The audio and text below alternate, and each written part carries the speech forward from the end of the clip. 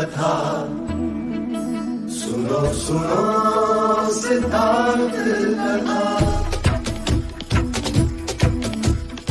सत्य कथा पुरुषार्थ कथा सुनो सुनो सिद्धार्थ कथा। चढ़ते सूरज सा तेजवान वो कीर्तिमान, हुंकार भरे जब कूच करे थर थर कांपे आसमान।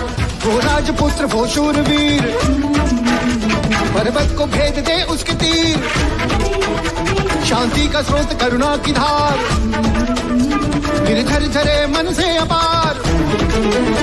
वो राजपुत्र वो शूरवीर, पर्वत को भेद दे उसके तीर, है शाक्य वंश का वो तारा, जगमग है जिससे जग सारा। सत्य कथा पुरुषार्थ कथा सुनो सुनो सिद्धार्थ कथा।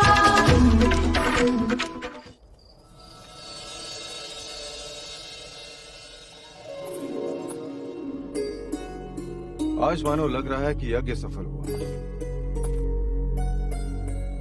आज कपिल वस्तु की आंखों में मैंने भावी सम्राट की छवि देख ली। प्रजा तथास्तु। सच आज का दिन बहुत ही शुभ है। सिद्धार्थ ने अपनी क्षत्रियता का प्रमाण दे दिया और 10 वर्ष पश्चात यशोधरा को देख के मन प्रसन्न हो गया। हाँ प्रजा, परंतु चिंता इस बात की है कि देवदाह लौटने के पश्चात राजा दंडपानी उसके साथ कैसा व्यवहार करेंगे। बिना उनकी आज्ञा लिए यहाँ जो आई है। कुछ नहीं होगा। पिता कितना भी कठोर हो, पुत्री के आगे झुक ही जाता है। क्यों? क्योंकि वो जानता है पुत्री पिता के यहाँ अतिथि होती है।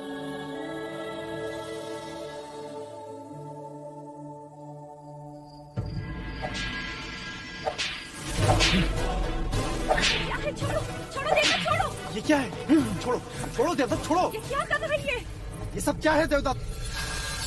एक पराजित योद्धा को दंड दे रहा हूं। अपने मरते हुए अहंकार को जीवित रखने का प्रयत्न कर रहा हूं। निराश न हो देवदत्त, और ये कोई अंतिम प्रतियोगिता नहीं है। आज सिद्धार्थ का भाग्य अच्छा था तो वो जीत गया, परंतु कल कुछ नहीं होगा पिताजी। कल एक भव्य शोभा यात्रा होगी। सब कुमारों के साथ मैं भी अश्व पर होऊंगा और रथ पे सवार होंगे युवराज सिद्धार्थ गौतम, और सब तरफ मेरी पराजय का शंखनाद होगा और कुछ नहीं। हृदय छोटा ना करो पुत्र, तुम्हारी पराजय में भी तुम्हारी विजय है। देने को आश्वासन अच्छा है पिताजी, किंतु इसमें मेरी कोई आस्था नहीं।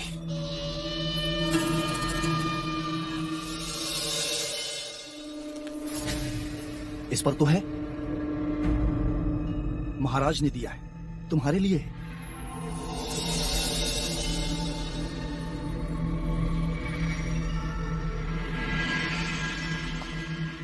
संगीत उत्सव में तो तुम आए नहीं, परंतु महाराज ने मुझे स्वयं बुलाकर कहा कि मैं जानता हूं देवदत्त निराश होगा। उसे जाके कहना कि स्पर्धा में कोई विजयी होता है तो कोई पराजित, परंतु इसका अर्थ ये नहीं कि जो पराजित हुआ उसका मूल्य कम हो गया। देवदत्त और सिद्धार्थ तो कपिल वस्तु के दो नेत्र हैं। सिद्धार्थ मेरा अभिमान है तो देवदत्त सम्मान।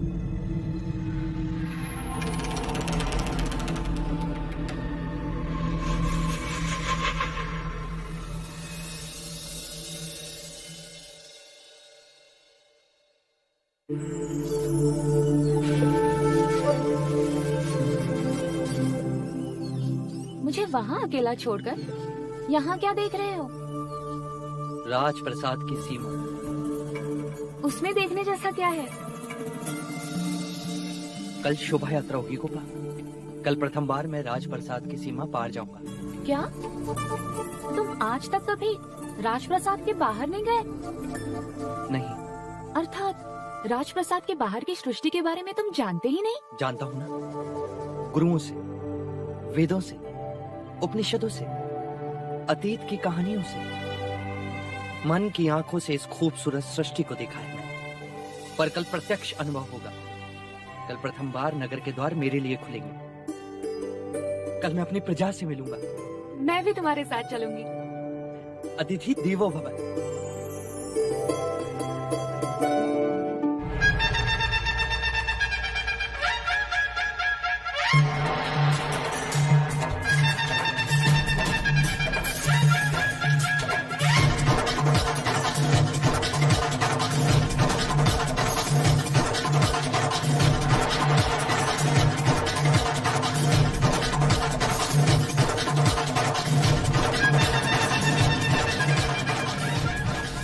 पूरी सावधानी रखी है ना महामंत्री? जी महाराज। युवराज सिद्धार्थ जिस मार्ग से यात्रा करेंगे वहाँ चारों ओर सुगंधित फूल, हंसते चेहरे और प्रसन्नता का संगीत होगा।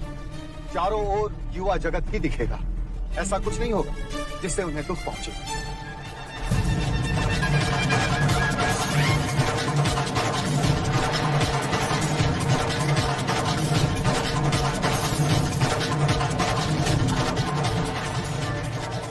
युवराज, जब आप महाराज बने तो मुझे अपना रक्षक बना लेना।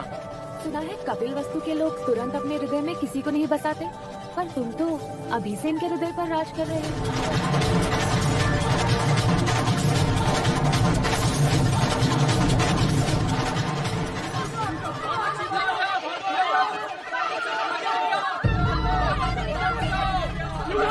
युवराज बचाओ, युवराज बचाओ, युवराज। क्या हुआ, क्यों चिल्ला रहे हो? तुम्हारी बच्ची को चीता उठा कर ले गया। कब? बस थोड़ी देर पहले युवराज। तब तो निकट ही होगा। चलो चलो। युवराज, आप यात्रा छोड़कर नहीं जा सकते। ये समाचार सुन मैं रुक भी नहीं सकता। महाराज सुनेंगे तो अनर्थ हो जाएगा। आप चिंता न करिए, मैं और देवदास युवराज के साथ जाते हैं। आप राजप्रसाद जाइए। चल।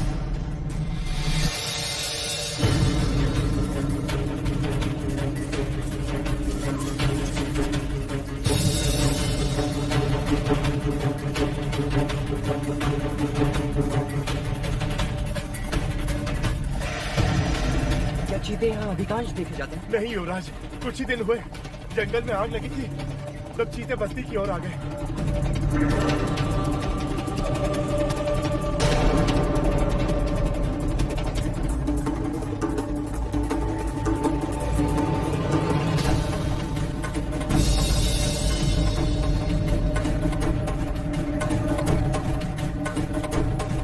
वो देखो, चीते के पंजों के निशान।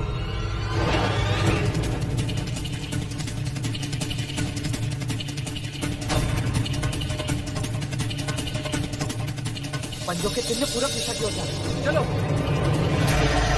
चीता अपने आखेट को दूर तक नहीं ले जा सकता, वो यही कहीं होगा। केवल एक बार दिखाई दे जाए, जीवित नहीं छोड़ूंगा उसे। नहीं जेठ, तुम उसकी हत्या नहीं करो, हम उसे जीवित पकड़ेंगे।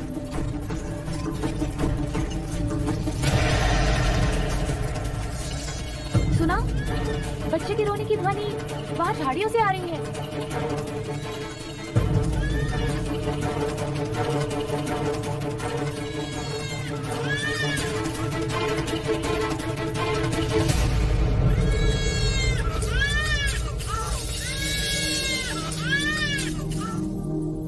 ये तो चमत्कार हो गया, बालक जीवित है।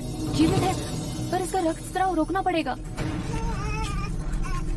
इसे तुरंत ही वैद्यराज के पास पहुंचाना होगा। यशोदा ठीक कहती है अनुज, तुम बच्चे को लेकर तुरंत निकलो। चीता अपना आखेट खोजता हुआ यहाँ अवश्य आएगा। आज मेरे हाथों उसकी मृत्यु नहीं जे, तुम उसकी हत्या नहीं करो, तुम उसे जीवित पकड़ो। वचन दो मुझे, वचन दो ज्येष्ठ। ठीक है, नहीं करूंगा, किंतु इस समय तुम केवल बच्चे के बारे में सोचो, चीते के बारे में नहीं। जाओ।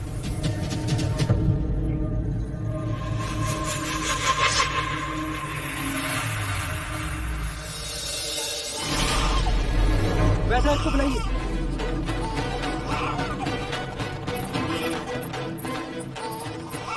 और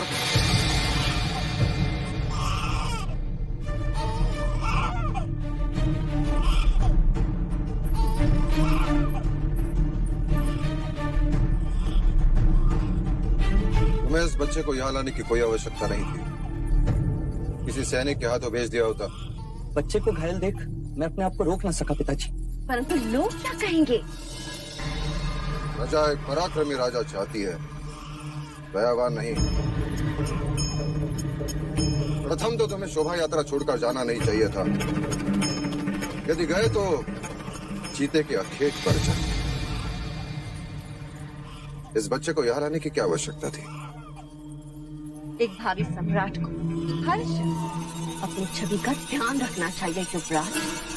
प्रणाम महाराज।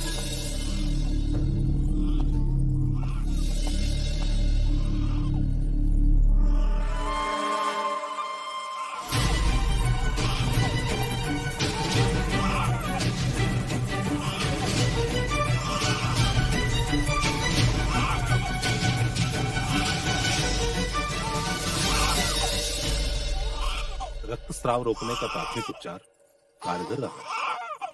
किसने किया? यशोधरा ने।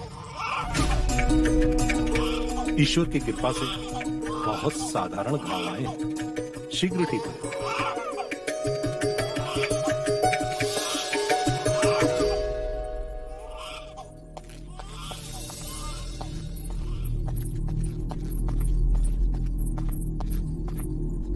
आज हमारे पुत्र ने एक बच्चे के प्राण बचा लिए थे, परंतु एक शूरवीर कहलाने का अवसर खो दिया।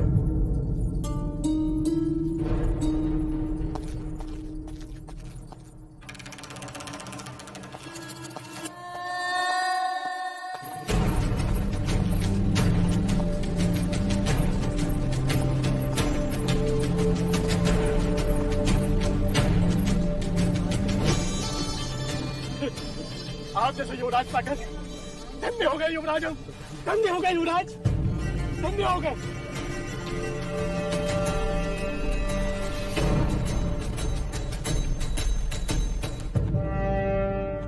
युवराज की, युवराज की, युवराज की, युवराज की, युवराज की, युवराज की, युवराज की। पूरा राजप्रसाद आपके पुत्र के जयघोष से गूंज रहा है देव। सम्राट में करुणा नहीं होनी चाहिए प्रजापति। सत्ता वही रहती है जहाँ भय होता है। मैं मानता हूँ कि आयु के साथ साथ विचार भी बदलते हैं, परंतु आंखों में अपने पिता के प्रति स्नेह घटता है, ये कभी नहीं सुना था। सिद्धार्थ,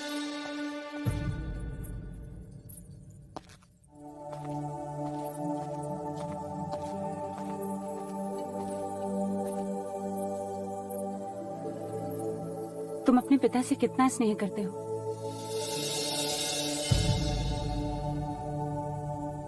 जितना एक पुत्र अपने पिता से करता है।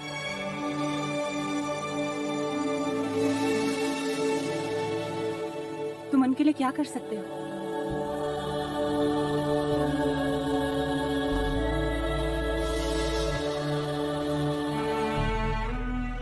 अगर वो कहें तो भी इन चरणों पर अपने प्राणों को त्याग सकता हूं।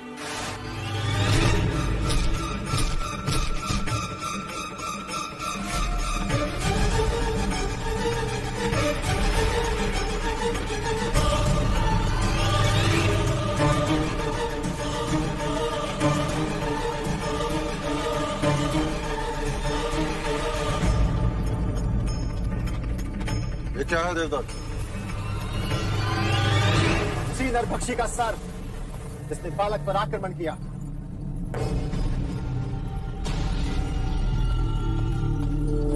ये तुमने क्या किया जिष्ट? तुमने मुझे वचन दिया था ना कि तुम इसकी हत्या नहीं करोगे। और पाका? हमने प्रयत्न किया था सिद्धार्थ, परंतु वो भाग रहा था। ये तो देवदत्त की वीरता थी, नहीं तो वो हमारे हाथ से निकल जाता। तो क्या उसे जीवित नहीं पकड़ सकते थे? तो क्या होता उससे? हमसे कहीं दूर जंगल में छोड़ा थे ताकि वो नरभक्षी किसी और के प्राण ले सके। वो नरभक्षी नहीं होते, हम उन्हें बनाते। उसने मनुष्य के बच्चे के प्राण लिए हैं। नहीं, वो बच्चा सुरक्षित है। और यदि उसकी मृत्यु हो जाती? मात्र शंका और एक प्राणी के जीवन को समाप्त कर दिया आपने। आखिर कहते हैं सिद्धार्थ, यदि मुझे संभवता लगे कि कल राज्य पाने के लिए तुम मेरी हत्या कर दोगे तो क्या अनुचित करूंगा? यदि मैं हाजी तुम्हारा वध कर दूं तो ज्येष्ठ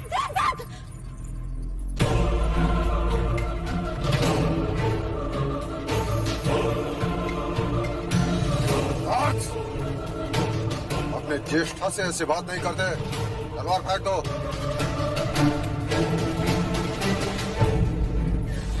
देवदत्त सत्य कह रहा है युवराज सिद्धार्थ। यदि पशु एक बार भी मनुष्य रक्त चख ले तो पूरी बस्ती उजाड़ देता है। और युद्ध के नाम पर हम मनुष्य होकर भी बस्तियां नहीं उजाड़ते। केवल वीरता दिखाने के लिए हम उनका जीवन छीन लेते हैं। परीक्षा हमारी और प्राण गंवाए वो हमारे लिए आखिर का आनंद और उनके लिए जीवन का अंत। क्या यह अन्याय नहीं? नहीं, मेरे देवदत्त ने कोई अन्याय नहीं किया। कहीं ये ईर्ष्या तो नहीं कि जो कार्य तुम्हें एक युवराज को करना चाहिए वही कार्य मेरे पुत्र ने पूरा कर दिया। तुम्हें तो इसकी प्रशंसा करनी चाहिए, परंतु तुम इसी को दोषी ठहरा रहे हो। क्या ये अन्याय नहीं?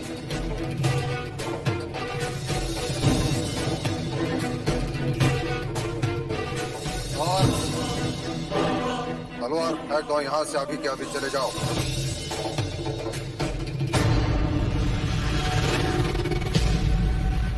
चले जाओ।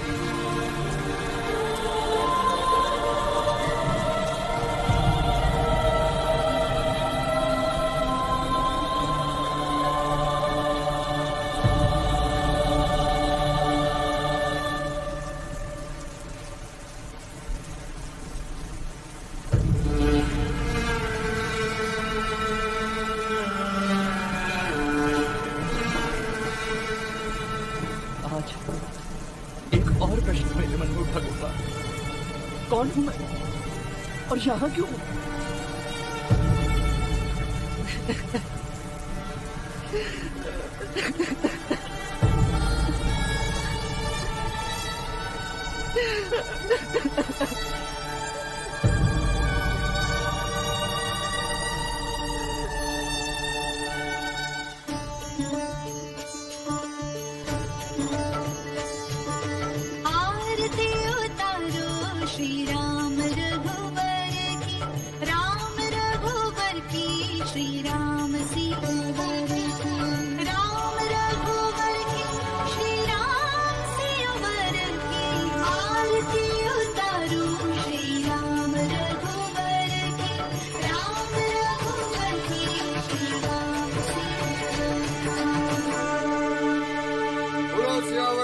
चंद्र की